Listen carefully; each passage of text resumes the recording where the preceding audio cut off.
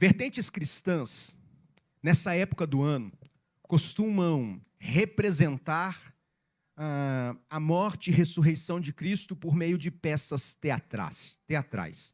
E perceba, eu não tenho absolutamente nada contra a expressão artística. Não é disso que se trata. Mas eu fico pensando como muitas vezes nós podemos apresentar um conteúdo pela metade, quando nós não contamos a história inteira. E é muito bonito quando nós pensamos a respeito das implicações de ver o Cristo de Deus se entregando na cruz do Calvário, morrendo e ressuscitando, como expressão da graça e da misericórdia de Deus. E veja, tudo isso é verdade bíblica para nós. Mas não é toda a história. Muitas vezes, irmãos, nós temos experimentado um evangelho diluído, que aponta para a graça de Deus, e Deus é gracioso, que aponta para o amor de Deus, e Deus é amoroso. Mas é interessante que nós pensamos a respeito de Deus como sendo ao mesmo tempo um Deus santo, justo, um Deus que se ira contra o pecado e contra toda a impiedade, um Deus que é fiel para cumprir a sua palavra. Isso significa dizer cumprir as suas promessas e as suas ameaças. Portanto, embora a cruz e o túmulo vazio seja o ápice, seja o ponto áureo da nossa fé, é necessário que contemos essa história desde o começo, para que possamos entender o que levou Jesus a morrer naquela cruz. E por que a ressurreição de Jesus é tão importante para mim e para você. Portanto, eu quero, com a graça de Deus, contar essa história para os irmãos nessa noite. Hoje, chegava no acampamento, promovido pela nossa congregação ali no CIEPA, e eu cheguei e a menininha do Júlio estava chorando aos soluços dentro do carro. E eu imediatamente desci do carro e fui ver o que estava acontecendo. E eu disse, o que foi? O Júlio me falou, ela está chorando porque falaram que Jesus morreu. E ela está inconformada porque Jesus morreu. Jesus morreu, mataram Jesus. E ela chorava compulsivamente. Eu investi ali alguns bons minutos para acalmar o coração de uma criança muito pequenininha, que chorava a dor do seu melhor amigo ter sofrido na cruz do Calvário. E eu fiquei pensando, irmãos, como na inocência daquela criança, eu pude perceber como nos falta a compreensão do significado do Filho de Deus ter morrido em nosso lugar. E eu disse para ela que Jesus de fato morreu, mas sabe, sexta-feira é só parte da história. No sábado, ainda sofria-se por causa da morte do mestre, mas no domingo ele ressuscitou. E eu disse para ela, mano, ele ressuscitou. Ele não está mais morto. E essa é a história que nos traz esperança ao coração. Mas sabe, irmãos, essa história da morte e ressurreição começou há muitos e muitos e muitos anos atrás. No texto de Efésios que nós lemos, retrata uma história. E sabe de quem é essa história? A minha e a sua história. O apóstolo Paulo está dizendo aos crentes da igreja de Éfeso, e por conseguinte está nos mostrando qual a natureza do nosso coração e da nossa condição sem Deus, e ele vai dizer, entre outras coisas, que estávamos mortos em nossos delitos e pecados, que andávamos segundo as inclinações do mundo, que andávamos guiados pelas nossas próprias paixões. E nós precisamos, meus irmãos, entender a história da redenção, como ela de fato começa. Nós estamos desde o primeiro ato desse culto contando essa história. Presbítero Valdemir, na liturgia do culto, leu o texto onde Deus vai criar o cosmos. E Deus cria todas as coisas. E numa expressão de contemplação por aquilo que estava sendo criado, Deus diz que era bom. Até que então ele cria alguém diferente de tudo que ele havia criado. Deus cria o homem e a mulher. E a estes Deus imprimiu a sua imagem e semelhança. Deus comunicou ao ser humano parte dos seus próprios atributos. E o texto encerra dizendo que viu Deus que era muito bom. A história começa por uma ação de Deus. E meus irmãos, tudo que Deus faz é perfeito. Tudo que Deus faz é completo. Tudo que Deus faz, nas palavras do próprio Deus, é muito bom. Mas sabe, irmãos, no capítulo 2, Moisés faz um registro mais detalhado da criação. No capítulo 3, nós somos apresentados à queda do ser humano. Nós somos apresentados ao momento em que o ser humano se rebela contra o seu Criador. Deus disse a Adão e Eva: vocês podem comer de todos os frutos. Deus fez uma aliança com Adão dizendo: domine sobre todas as coisas. Mas deste fruto, vocês não devem comer. Num dado momento da história, então, Satanás, ele vai conversar com Eva. E é muito interessante, irmãos, como a estratégia de Satanás, desde o Éden até os nossos dias, é tentar mudar a palavra de Deus, é colocar a palavra de Deus em xeque. Satanás diz: Deus disse que você não pode comer nada. Eva disse: não, só dessa árvore não posso comer. E Satanás diz: Deus não quer que você se torne como ele. Come. Eva olha para o fruto. E Gênesis capítulo 3 nos diz que o fruto parecia ser bom para se comer. Eva come. Eva leva para o seu marido. E Adão come. Naquele momento, diz-nos o texto, que eles tomaram consciência do mal. E eles perceberam que estavam nus. E tiveram medo do juízo de Deus. E eles então, desesperados, vão buscar um meio de encobrir a vergonha do seu pecado. E eles vão procurar aquilo que pudesse servir de um mecanismo para encobrir a sua vergonha. E o texto diz que eles constroem, eles vão coser, costurar. Teve uma vez que eu ouvi alguém dizendo que coser era cozinhar. Mas não. Eles vão costurar roupas com folhas de figueira. E eles então tentam encobrir a vergonha do seu pecado. Meus irmãos, Gênesis diz que Deus, na viração do dia, ia ter com eles, e eu fico imaginando o quão sublime era o momento de comunhão do Criador com a sua criatura, todos os dias. Mas naquele dia foi diferente. Naquele dia Adão estava longe de Deus. Naquele dia Adão morreu espiritualmente. E ele foge da presença do Senhor. Mas é Deus quem vem ao encontro do pecador. Deus então vai constranger Adão, fazendo perguntas retóricas. Adão, onde você está? Irmãos, Deus conhece todas as coisas. É óbvio que Deus não tinha dúvidas de onde estava Adão. Deus não tinha dúvidas a respeito daquilo que Adão e Eva haviam feito.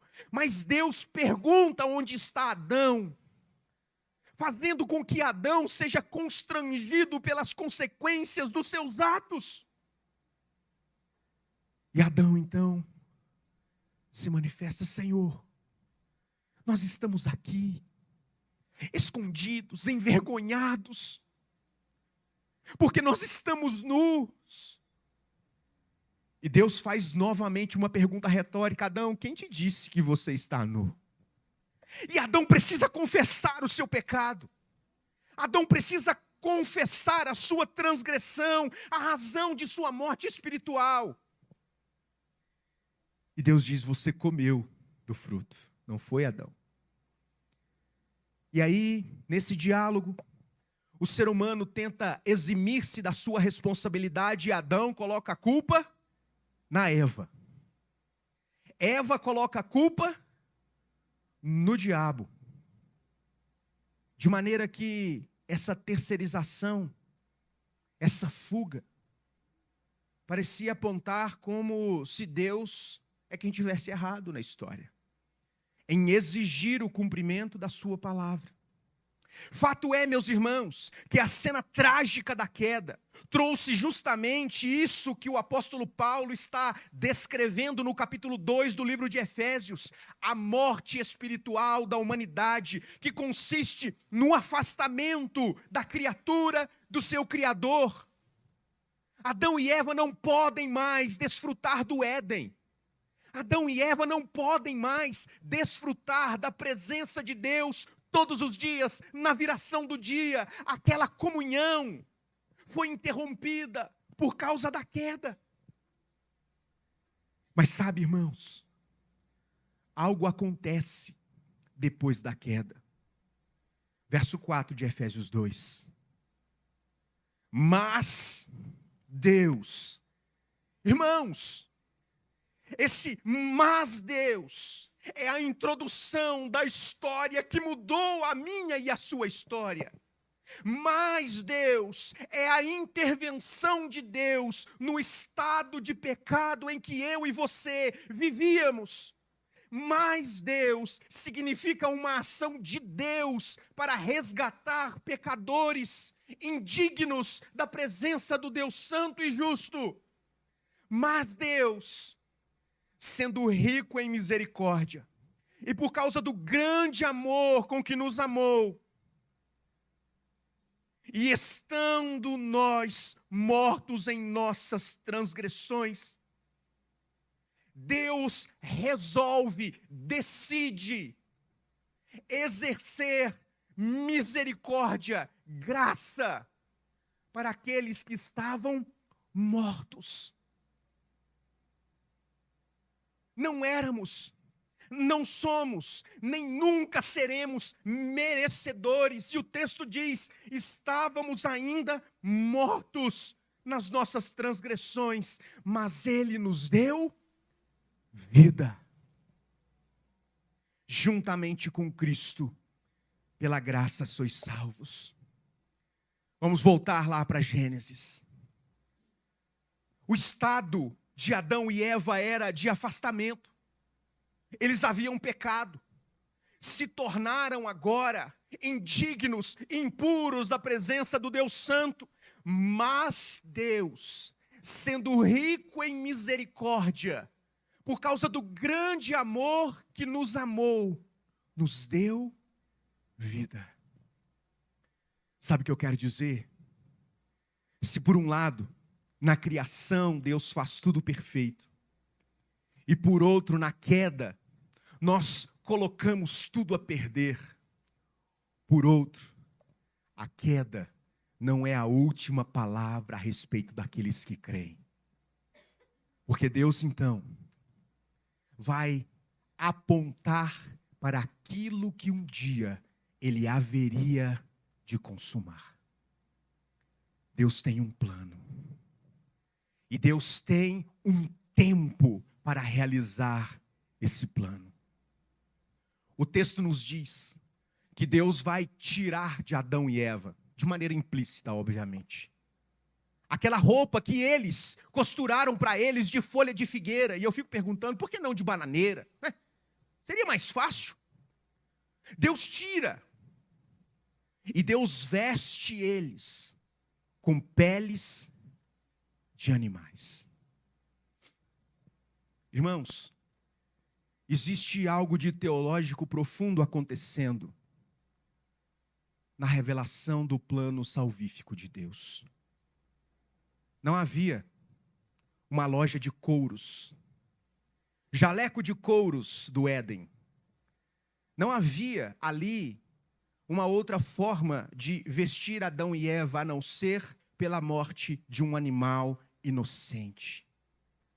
E é muito interessante perceber como, mais uma vez, de maneira velada, implícita, um animal inocente, que em nada tinha a ver com a atitude de Adão e Eva, será sacrificado, o seu sangue derramado por uma ação de Deus.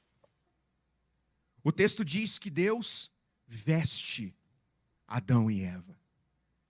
Existe uma mensagem teológica por trás disso. Deus está revelando a sua criação, que nós não podemos nos salvar a nós mesmos. Nós não conseguimos produzir um meio adequado para encobrir a nossa vergonha, a impureza, o nosso pecado diante de Deus, mas Deus é o único capaz de fazer isso. E Adão e Eva têm a sua vergonha encoberta por uma ação de Deus, em derramar o sangue de um animal inocente. E o texto também diz que Deus cumpre as suas ameaças. Deus expulsa Adão e Eva. Deus vai amaldiçoar a terra por causa da atitude de Adão. Deus vai pesar a mão sobre Eva, aumentando muito as dores do parto. A terra vai se rebelar contra aquele que antes fora o seu dominador. Ela produzirá espinhos, cardos, abrolhos. E agora, aquilo que estava à disposição de Adão no Éden, será obtido pelo suor do rosto. Eles são expulsos da presença de Deus, mas não sem uma promessa. Não sem uma mensagem de consolo, não sem uma mensagem que traria esperança. E Deus diz: a semente da mulher pisará a cabeça da serpente, e essa lhe ferirá o calcanhar.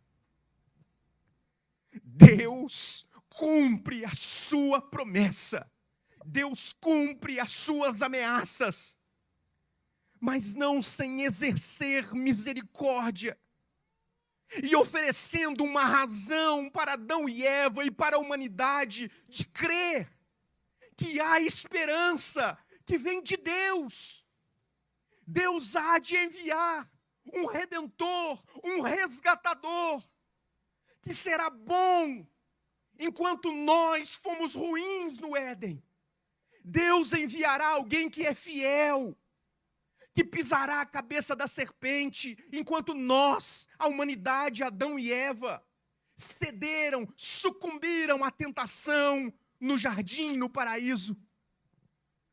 Meus irmãos, essa é a história que vai mudando a nossa história.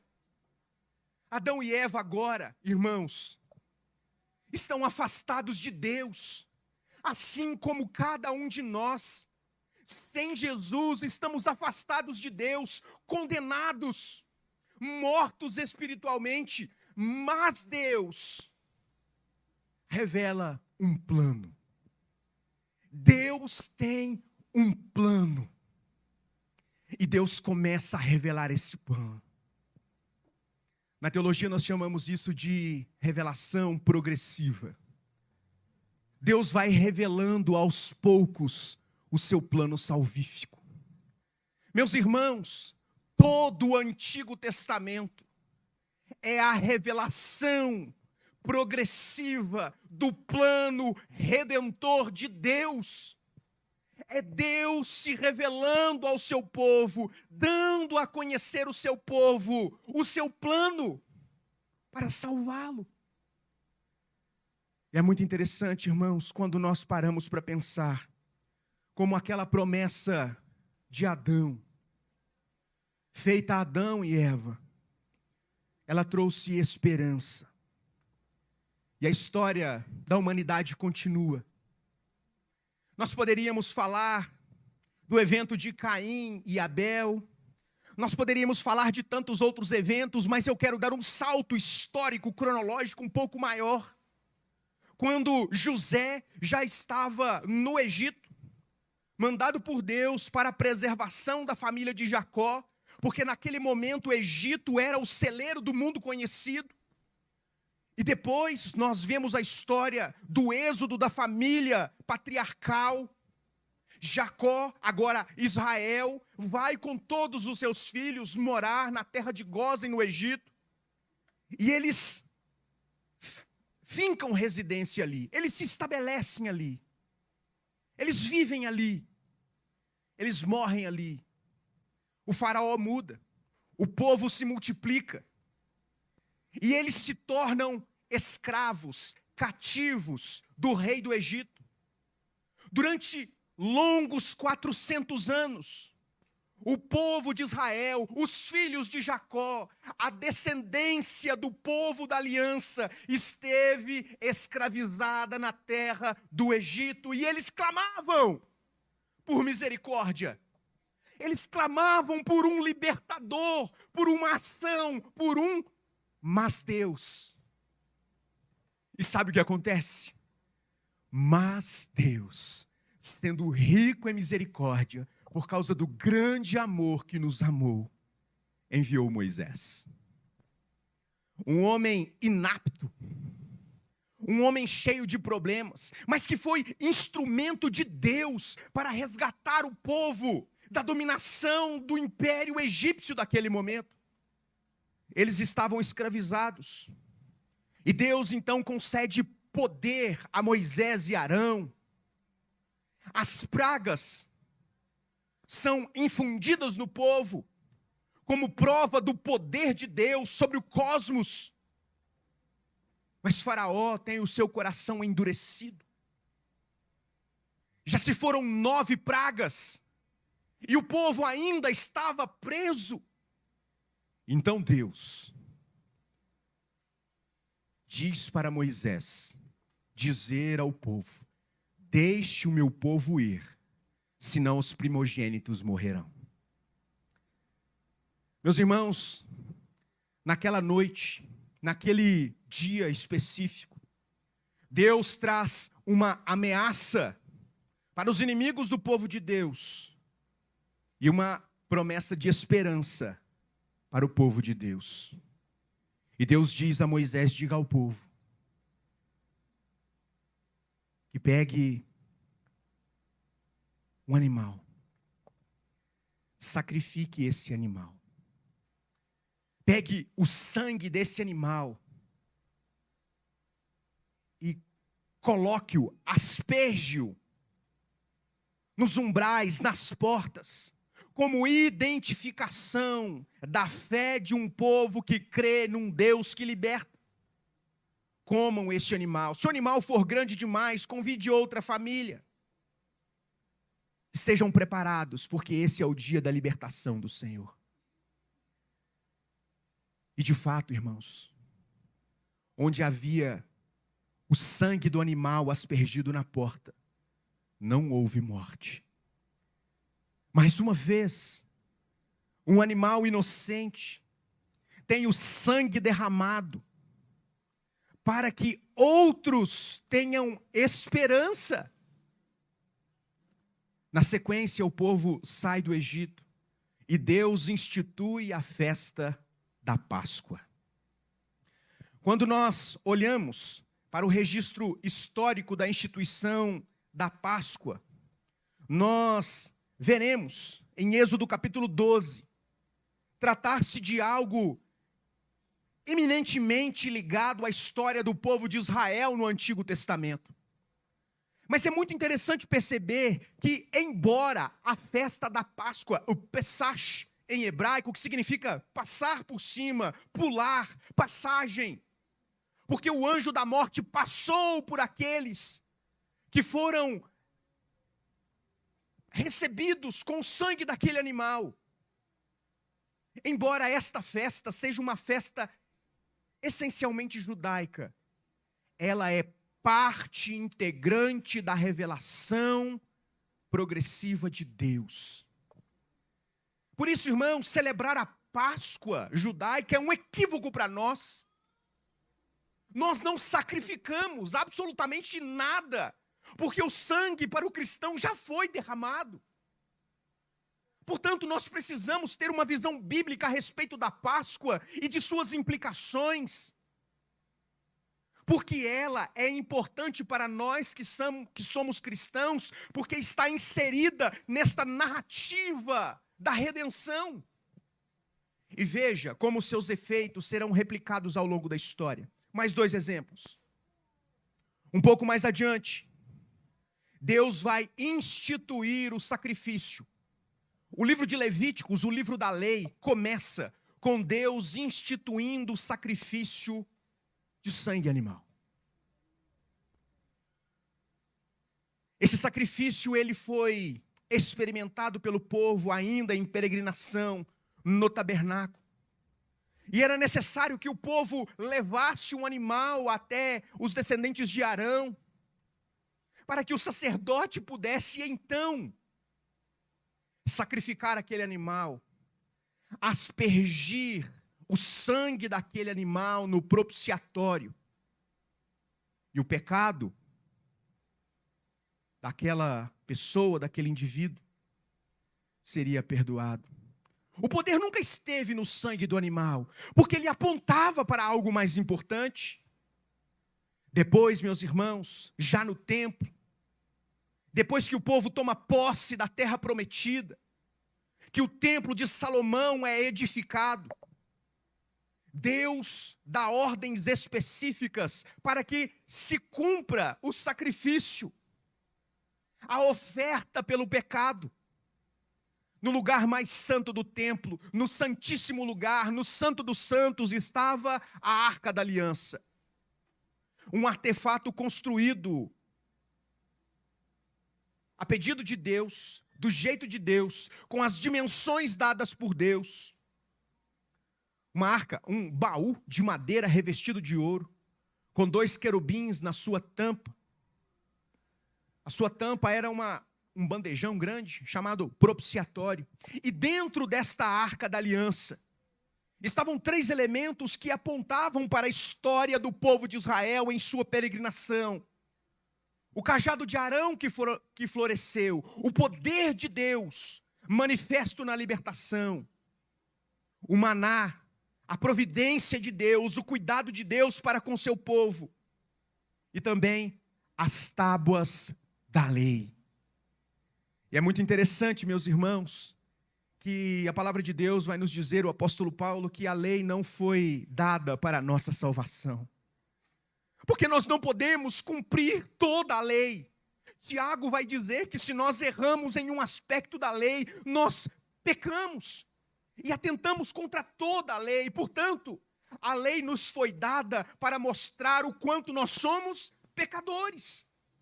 Então a lei aponta para a nossa condenação.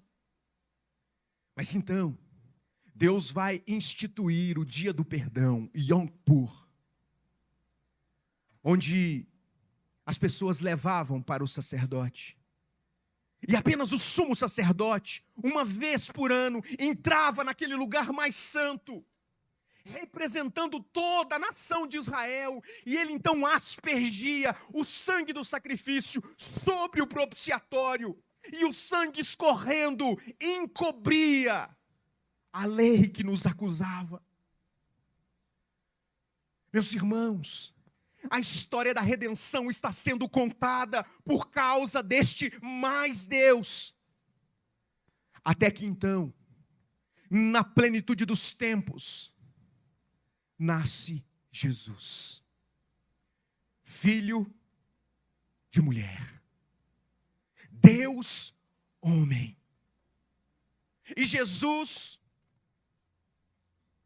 ele é fiel quando tentado por Satanás no deserto, contrapondo a infidelidade de Adão, quando tentado pelo Satanás no paraíso. Cristo é superior, Cristo é maior. Ele então, meus irmãos, exerce o seu ministério. Ele prega, ensina, ele sofre, é perseguido. Jesus foi traído por quem comia a sua mesa, mas não foi pego de surpresa, porque sabe, irmãos, Jesus é o Cordeiro de Deus, que foi imolado antes da fundação do mundo, porque Deus tem o controle da história nas suas mãos. Jesus não foi pego de surpresa por aquela traição. O texto nos diz que Jesus, ele se entregou por amor. Isaías 53, séculos antes da encarnação do Cristo, descreve com uma riqueza de detalhes maravilhosa como o Messias haveria de padecer em nosso lugar. Jesus, o Messias de Deus, agora diante das autoridades, é impelido a se defender, mas ele se cala, não porque não tivesse argumentos para se defender, mas porque Jesus se oferece como sacrifício pelo preço do nosso pecado. É sexta-feira. Jesus é açoitado. Jesus sofre no corpo. E ele é pendurado numa cruz. O seu sangue é vertido naquele madeiro, e ele se fez maldição, porque Deus quis salvar um povo. E então Jesus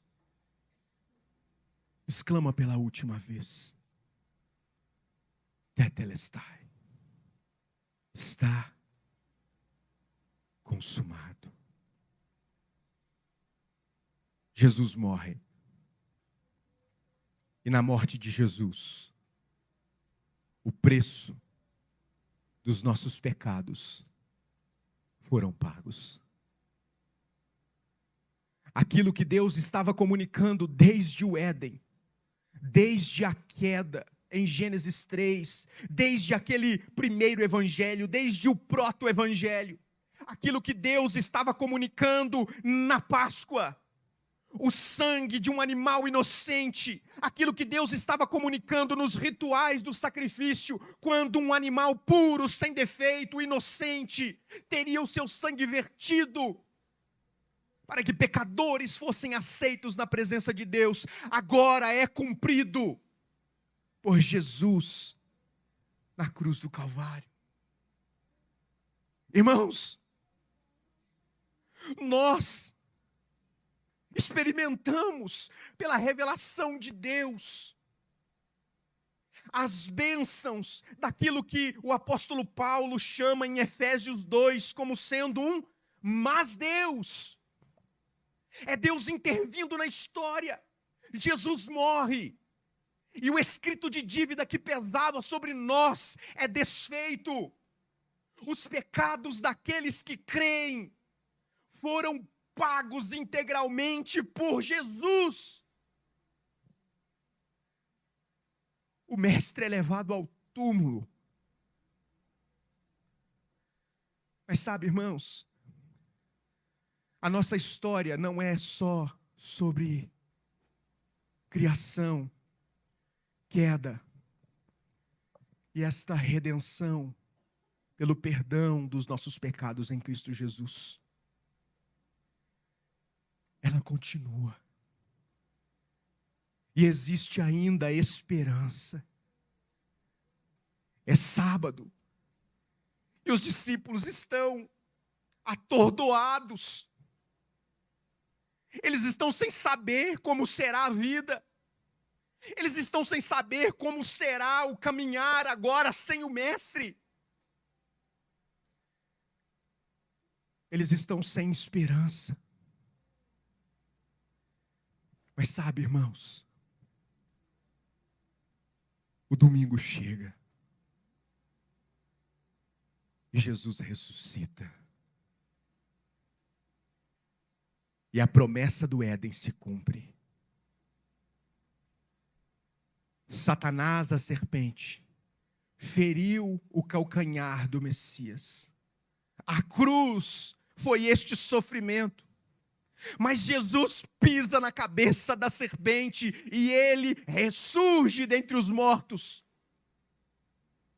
Sabe o que é interessante, irmãos? A ressurreição de Jesus aponta para a esperança escatológica que nós temos. Não é apenas sobre perdão de pecados, é também sobre vida eterna. Continue comigo, Efésios capítulo 2, verso 6. E juntamente com ele, nos ressuscitou, e com ele nos fez assentar nas regiões celestiais em Cristo Jesus. Deus fez isso para mostrar nos tempos vindouros a suprema riqueza de sua graça em bondade para conosco em Cristo Jesus. A ressurreição de Jesus é, segundo o apóstolo Paulo, segundo o apóstolo Pedro, em 1 Pedro capítulo 1, a nossa viva esperança, a nossa esperança de vida. Cristo morreu, mas Ele ressuscitou, e a ressurreição de Jesus é a garantia de que também ressuscitaremos, de que também estaremos com Ele para toda a eternidade. Irmãos, a Páscoa judaica não é um fim em si mesmo. Ela é uma parte dessa história da redenção que aponta para o Cristo vivo de Deus, que foi morto, mas ressurgiu. A Páscoa é para nós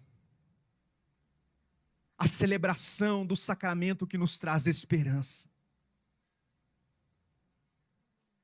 Jesus se preparava para a festa judaica da Páscoa, e ele estabelece o sacramento da ceia. E sabe o que ele diz? Façam isso todas as vezes em memória de mim. Criação, queda e redenção.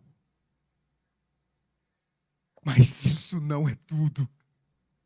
Nós começamos o culto de hoje lendo Gênesis capítulo 1. E nós terminaremos o culto desta noite lendo Apocalipse capítulo 22. Começo, meio e fim de uma história que mudou a minha e a sua história. Apocalipse capítulo 22. Versos 12 em diante. Eis que venho sem demora, e comigo está a recompensa que tenho para dar a cada um segundo as suas obras. Eu sou o Alfa e o Ômega, o primeiro e o último, o princípio e o fim. Bem-aventurados aqueles que lavam as suas vestes, para que tenham direito à árvore da vida e entrem na cidade pelos portões. Fora ficam os cães, os feiticeiros, os impuros, os assassinos, idólatras e todo o que ama e pratica mentira. Eu, Jesus, enviei o meu anjo para dar testemunho destas coisas a vocês nas igrejas. Eu sou a raiz e a geração de Davi, a brilhante estrela da manhã. O Espírito e a noiva diz: vem. Aquele que ouça, diga: vem. Aquele que tem sede, venha. E quem quiser, receba de graça a água da vida. Meus irmãos, esta é a história da redenção. Esta é a história do plano de Deus para salvar um povo. Esta é a história que mudou a história. Esta é a maneira, a história de como Deus mudou a nossa vida e o nosso destino. Portanto, hoje, nós celebramos sim a Páscoa. Mas não a Páscoa judaica, não a Páscoa do mercado, não a Páscoa de um Cristo que morre apenas. Nós celebramos a Páscoa da redenção de Deus. Nós celebramos a vitória de Cristo sobre a morte e a esperança que temos de um dia estarmos com Ele.